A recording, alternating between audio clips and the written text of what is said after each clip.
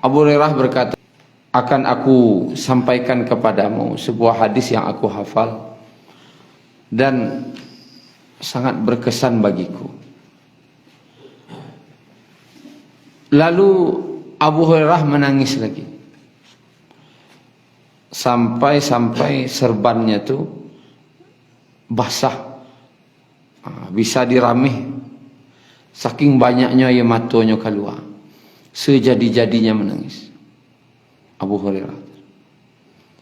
Ditunggulah Dek Sufyan tadi sampai Abu Hurairah kau selesai. Lah selesai, maka sambil terisak aja baru Abu Hurairah berkata, baiklah, akan aku sampaikan kepadamu hadis yang aku hafal dan sangat berkesan bagiku. Menangislah boleh sampainya pingsan, tidak sadar di pangkuan Sufyan tadi, tabi'in tadi. Sampai tersadar, ketika tersadar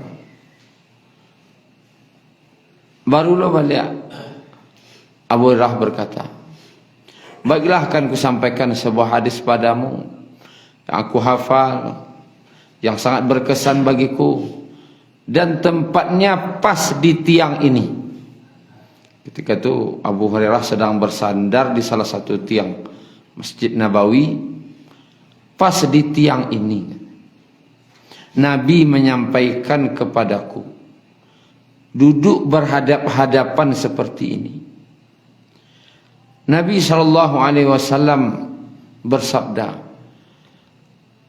ada 3 golongan yang pertama kali nanti akan dihisab di akhirat.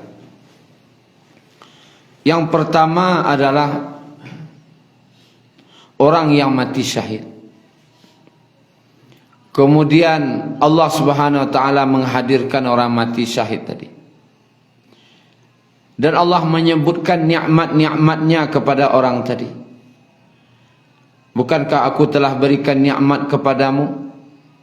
Lalu apa yang kamu perbuat terhadap nikmatku itu?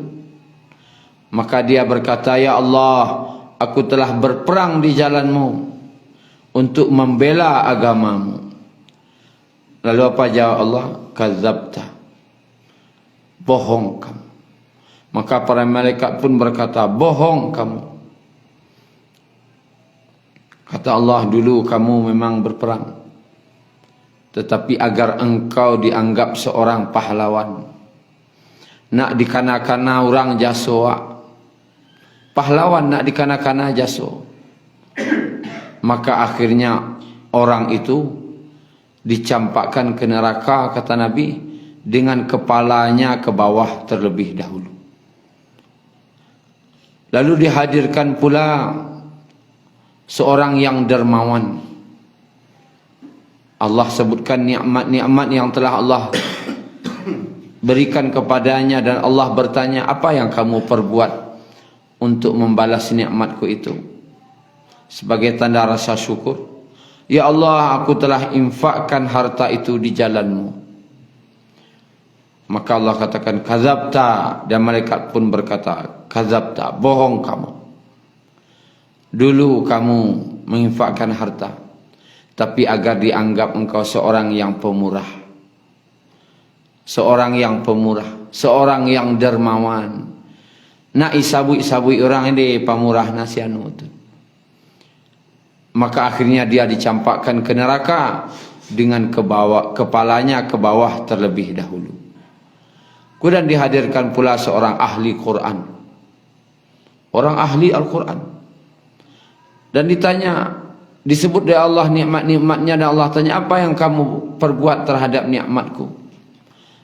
Maka dia berkata, ya Allah, aku telah membaca Al-Quran siang dan malam. Lalu apa kata Allah? Kadzabta, bohong kamu. Malaikat pun berkata, bohong kamu. Dulu kamu membaca Al-Quran agar dianggap seorang yang ahli, seorang qari, ahli Quran, yang ahli baca Quran. Akhirnya dia dicampakkan kepalanya ke bawah terlebih dahulu. Lalu Nabi menepuk pahaku, lututku, kata Abu Hurairah. Tepuk di Nabi lutut. Hai Abu Hurairah, kepada 3 orang inilah neraka jahanam dinyalakan terlebih dahulu. Jadi Bapak Ibu yang dirahmati Allah, kalau kita macam-macam dengan niat ini bahaya. Maka luruskan niat. Apa saja yang kita kerjakan, luruskan niat. Karena niat inilah yang akan Allah terima. Karena niat inilah yang akan Allah lihat dalam diri kita, yang akan Allah perhatikan. Dan berdoa kepada Allah agar amal kita itu diterima. Syukran ya Rabbi, syukran, hadaita qalbi, syukran.